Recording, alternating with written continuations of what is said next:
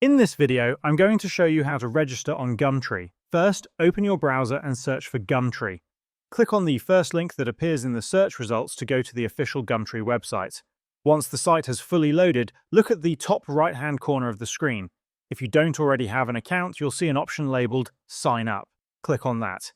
You'll now be presented with different sign-up methods. Gumtree allows you to register using your Google account, Facebook, or email. Choose whichever option you prefer. If you select the email option, you'll be required to fill out a form with your first name, last name, email address, and a password. After entering your information, click on the Continue button. Gumtree will now send an activation link to the email address you just entered. Open your email inbox and look for a message from Gumtree. Open the email and click on the link that says Activate your account. Clicking the link will open a new browser tab and take you to the Gumtree login page. Here, enter the same email and password that you used during registration and then click Login.